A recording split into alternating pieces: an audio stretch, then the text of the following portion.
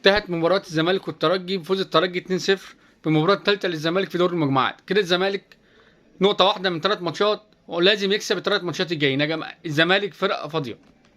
الزمالك ما عندهوش لعيبة. الزمالك فرقة تصعب عليك وهي بتلعب. الزمالك فرقة أي فريق ممكن يكسبها بكل سهولة، ما عندهمش حلول لا هجومية ولا عندهم دفاع. وسيد عبد الله حتى المدرب تغييراته متأخرة وتغييراته زفت. يعني المدرب تغييراته هو ده البروفيسور، هو ده البروفيسور على ايه؟ على ايه؟ ومحمد عواد طلع يمسك الهوا. لا لا لا، الزمالك حاله يصعب على الكافر. الزمالك فريق محتاج تدعيمات.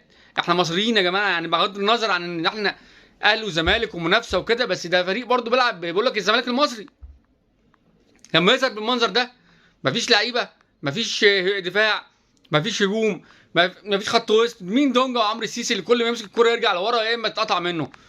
مين ده؟ ومين حسام عبد المجيد ولا عبد السيد عبد الله النيمار منزله في وسط 40,000 متفرج في اخر الماتش؟ حمدي نوري كلفته ويخلص الماتش. محمد عواد طلع يمسك الهوا. هو في كده؟ دي لعيبه بتاخد ملايين؟ دي لعيبه بتاخد ملايين؟ دونجا وعمرو السيسي. مين دونجا وعمرو السيسي؟ ده طارق حامد برقبه اي واحد في دول. طارق حامد برقبه نص ملعب الزمالك كله. الزمالك كان فيه طارق حامد وفرجاني ساسي وامام عاشور وبن شرقي. كل ده راح فين؟ ومحمود علاء والونش راح فين؟ مرتضى نجح ان هو يفضي الفرقه بجد. نجح ان هو يفضي الفرقه بجد. فرقه بقت فاضيه، ما عندوش حلول، ما عندوش حلول نهائي. والمدرب منزل ناصر المنسي في اخر دقيقه.